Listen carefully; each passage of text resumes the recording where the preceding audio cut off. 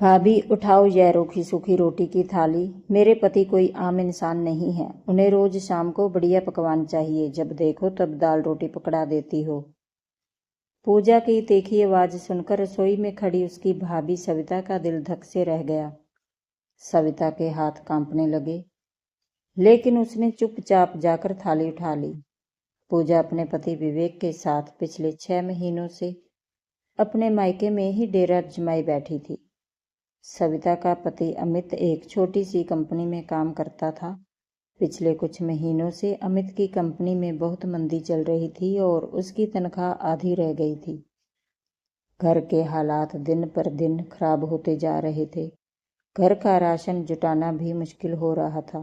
किसी तरह अमित और सविता अपनी एक एक पाई जोड़कर घर चला रहे थे, ताकि पूजा और उसके पति को कोई तकलीफ ना हो। लेकिन पूजा को इस बात का जरा सा भी अंदाजा नहीं था। उसे लगता था कि उसका भाई शहर में बहुत पैसे कमा रहा है और उसकी भाभी जानबूझकर कंजूसी कर रही है। पूजा दिन रात अपनी भाभी को तीखे ताने मारती। भैया ने पता नहीं किस कुलछनी से शादी कर ली, ना कपड़े पहनने का शौर है, ना अच्छा खाना बनाने का दिल। मेरे पति शहर के इतने बड़े अफसर हैं, उनके सामने मुझे भाभी की वजह से हर रोज शर्मिंदा होना पड़ता है। सविता चुपचाप अपने आंसू पोंछती और सब सह लेती। वह चाहती तो तुरंत कह सकती थी कि रसोई में डिब्बे खाली पड़े हैं और घर का राशन खत्म हो चुका है, लेकिन उसने अपने पति के स्वाभिमान, नंदोई की इज्जत और घर की शांति के लिए अपनी जुबान बंद रखी। सविता हर सुबह 5 बजे उठकर पूरे घर की सफाई करती, सबके कपड़े धोती और फिर रसोई में जाकर खाना बनाती। दोपहर में जब सब आराम कर रहे होते, तब सविता चोरी छिपे मोहल्ले की औरतों के कपड़े सिलने का काम करती, ताकि मिलने वाले 200-400 रुपयों से घर का साग सब्जी का खर्च निकल सके। उसने अपनी तंगी की भनक अपने मायके वालों तक को भी नहीं लगने दी थी। लेकिन पूजा यह बिल्कुल नहीं जानती थी कि उसके पति विवेक असल में कोई बड़े अफसर नहीं थे। उनकी कंपनी घाटे में जाने के कारण 6 महीने पहले ही उनकी नौकरी छूट चुकी थी। विवेक की तनख्वाह शून्य थी और वो पूरी तरह अपने साले अमित और भाभी सविता की कमाई पर पल रहे थे। 6 महीने पहले जब विवेक की नौकरी छूटी थी, तो बैंक वाले कर्ज की किस्त चुकाने के लिए उनके घर के चक्कर काटने लगे थे। तब विवेक भागकर अमित के पास आया था और गिड़गिड़ाकर रोने लगा था, भैया भाभी, मेरी नौकरी चली गई है और कर्जदार मुझे ढूंढ रहे हैं। पूजा को यह बात मत बताइएगा, वो यह सदमा बर्दाश्त नहीं कर पाएगी और उसकी नज़र में मेरी इज्जत हमेशा के लिए ख़त्म हो जाएगी। मुझे कुछ महीनों के लिए अपने घर में शरण दे दीजिए। अमित और सविता ने दया खाकर यह सच पूजा से छुपाए रखा। उन्होंने विवेक के हिस्से का कर्ज भी थोड़ा थोड़ा चुकाना शुरू किया और दोनों को अपने पास ही रख लिया। समय बीतता गया, लेकिन पूजा का घमंड कम होने के बजाय दिन दूना रात चौगुना बढ़ता ही जा रहा था। एक दिन पूजा का घमंड 7वें आसमान पर पहुंच गया। उसने अपने ससुराल पक्ष के और मायके के कुछ खास रिश्तेदारों को शाम की चाय पर अपने घर बुला लिया। रिश्तेदारों के आने से ठीक पहले पूजा रसोई में घुसी और सविता पर चिल्लाकर बोली, भाभी, आज शाम को शाही पुलाव, पनीर की सब्जी और 2 तरह की मिठाइयाँ बननी चाहिए। अगर आज मेरे पति के रिश्तेदारों के सामने खाने में कोई कमी रही, तो मैं इस घर में बवंडर खड़ा कर दूंगी। सविता ने डरते डरते धीरे से कहा, पूजा बेटा, घर में इतना सामान और राशन नहीं है। अमित की आधी तनख्वाह आने में अभी हफ्ता बाकी है। आज जो है उसी से काम चला लेते हैं। यह सुनते ही पूजा का पारा चढ़ गया। उसने रिश्तेदारों के सामने ही सविता का हाथ पकड़ा और उसे जोरदार धक्का दे दिया। चुप रहो कंजूस औरत, मेरे पति की एक दिन की तनख्वाह से तेरा पूरा मायका बिक जाएगा। मेरे पति हर महीने लाखों कमाते हैं और तुम यहाँ 2000 का सामान लाने में रो रही हो। तुम्हारी औकात ही क्या है मेरे पति के सामने। सविता जमीन पर गिर पड़ी और उसकी आंखों से आंसू छलक पड़े। उसी वक्त अमित दफ्तर से थक हार कर घर लौटा। उसने अपनी बहन को अपनी पत्नी को धक्का देते, जमीन पर गिराते और नीचा दिखाते देख लिया। अमित का खून खौल उठा। अमित ने आगे बढ़कर पूजा को डांटा। पूजा, अपनी जुबान को लगाम दे। तुझे जरा भी तमीज नहीं है कि तू अपनी भाभी से किस लहजे में बात कर रही है।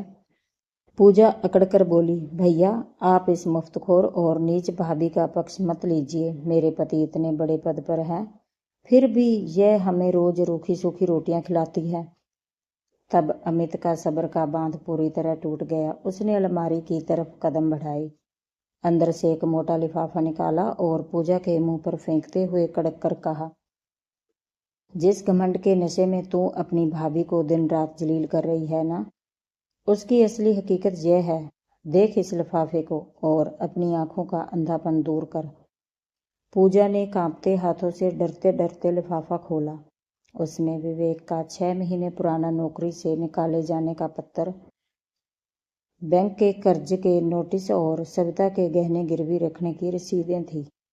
अमित की दहाड़ से पूरा घर गूंज उठा। तेरे जिस पति के पैसों का तू दिन रात घमंड कर रही है, उसकी नौकरी 6 महीने पहले ही छूट चुकी है। बैंक वाले उसे जेल भेजने वाले थे, तब तेरे इसी भाई और भाभी ने उसे अपने घर में छिपा कर रखा। और जिसे तू रूखी सूखी रोटी कह रही है ना, वो तेरी भाभी अपनी सोने की चूड़ियां गिरवी रखकर और रात रात भर जाकर सिलाई करके ला रही है, ताकि तू और तेरा पति भूखे न सोएं। अमित ने आगे कहा, तेरी भाभी चाहती तो पहले ही दिन तुझे सच बताकर घर से बाहर निकाल सकती थी, लेकिन उसने तेरे पति की इज्जत बचाने के लिए और तेरा घर बसा रहे, इसीलिए अपनी जवानी के सारे गहने बेच दिए और तेरे ताने हंसकर सहे। यह सुनते ही पूजा के पैरों तले जमीन खिसक गई। उसे लगा मानो पूरे कमरे की छत उसके सिर पर आ गिरी हो।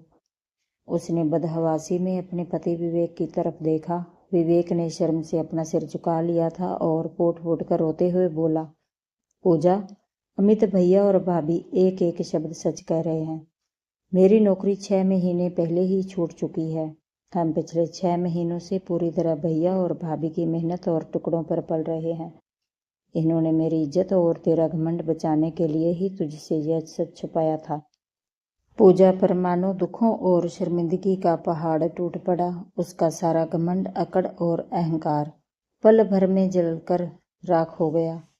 जिस भाभी को वह मुफ्तखोर, अनपढ़ और कंजूस समझकर दिन रात नीचा दिखाती थी, वही भाभी अपना सब कुछ दांव पर लगाकर उसका घर और उसके पति की इज्जत बचा रही थी। पूजा फूट फूट कर रोने लगी। उसका पूरा शरीर कांप रहा था। वह घुटनों के बल जमीन पर बैठ गई और उसने सविता के पैर पकड़ लिए। भाभी, मुझे माफ कर दीजिए। मैं घमंड में अंधी हो गई थी। मैंने आपके त्याग, आपकी ममता और आपकी महानता को नहीं समझा और आपको इतना दुख दिया। मैं बहुत पापी हूँ भाभी। भाभी, मुझे माफ कर दो। सविता का दिल तो सोने का था। उसने एक पल की भी देरी किए बिना झुककर अपनी ननद को उठाया, उसके आंसू पोंछे और उसे अपने गले से लगा लिया।